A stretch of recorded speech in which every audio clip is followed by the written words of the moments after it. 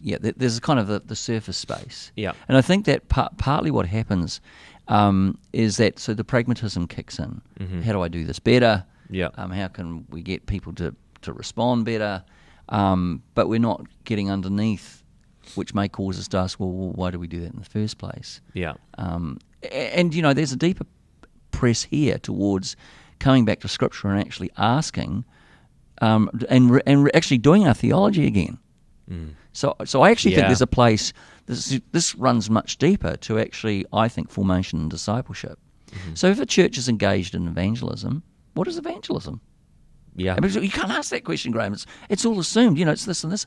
Well, no. Let's just come to that as it's like a second naivety. Let's come, and let's put up what our assumptions are, and together, and then let's come to Scripture again and ask. And so I think that kind of dynamic invites us back into a really good place of imagining, and vitality and life and excitement, because we're re-engaging again. Mm-hmm. There's a sort of something. I think something happens, and I think discernment's around that as well. Yeah. So you were saying, well, with the church, maybe we need to be discerning this space. What's God saying? That's kind of what I think you were going in. Yeah, no, 100%. I think it's what is God trying to teach us? And this isn't out of a vacuum. I know that one of our first conversations we ever had on this podcast, published conversations we had on this podcast, was about kind of this question of something shifting in the church in Aotearoa, New Zealand. And at that time, I was really sensing that, and not just sensing it intuitively, but having conversations with pastors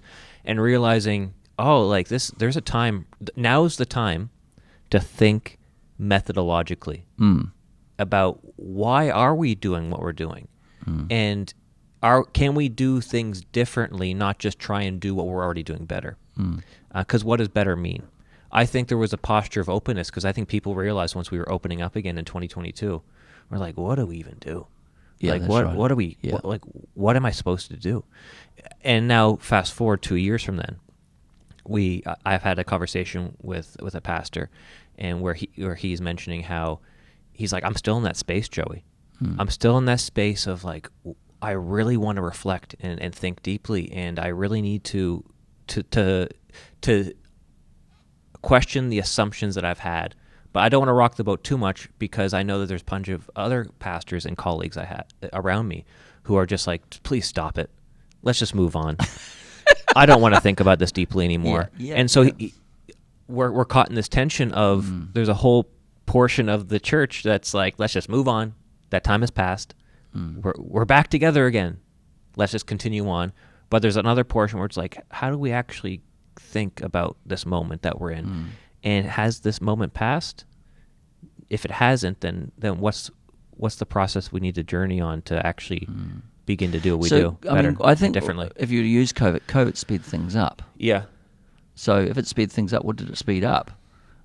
Well, it may have sped up some of the realities that are sitting, the tectonic plates that are sitting underneath. Yeah. May have moved in certain directions faster than we weren't aware of. Yeah. Well, does that mean that when COVID's over, they've stopped moving? No, it doesn't. So now they're still moving. We're just now blind to them. So what do you mean, Graeme? Well, I mean, put some names to it. Yeah, I mean, Zoomers, millennials going to church, the issues of we've dying churches across the country. Yeah.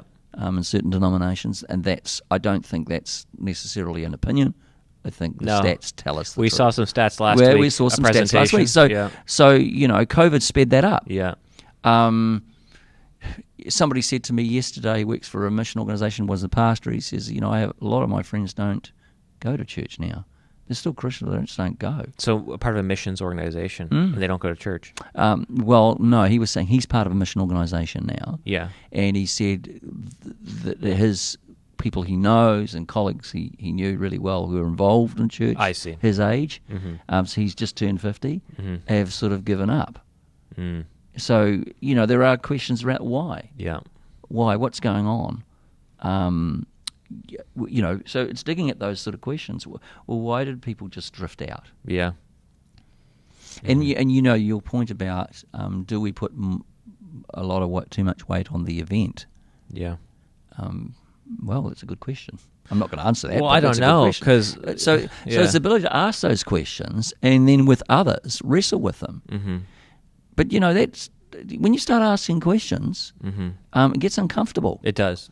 Because then you're kind of raising questions that actually might undermine the kind of premise on which you work on. Yeah. And that doesn't feel comfortable.